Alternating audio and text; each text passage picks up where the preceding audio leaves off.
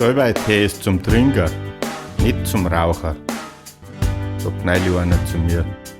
Solche Sprüche da ich grad noch brauchen und beschließ, dass ich ihn einfach ignoriere. Doch der Kerl, ganz von der Rollen, hat mir weiter meinen letzten Nerv gestohlen. Mich hat mir einreden, dass ich Drogen nimm und deswegen nicht in den Himmel komme.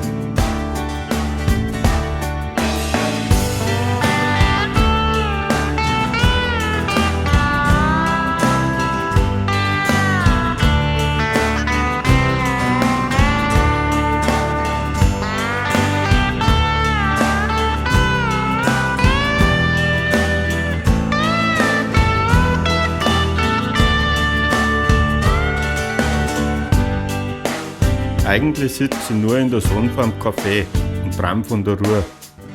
Und trotz Aufforderung, er soll doch jetzt gehen, hockt er sich einfach dazu.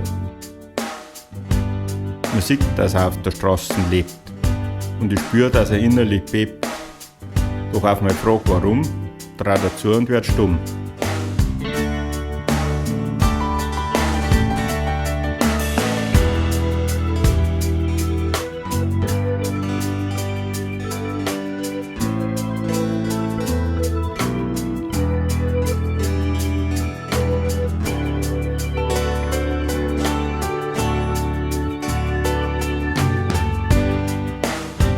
Irgendwie tut er mir leid und ich sag zu ihm, magst du einen Kaffee?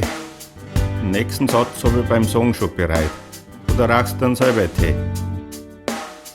Ganz entgeistert steht er auf und geht, murmelt kaum verständlich, da bin ich blöd.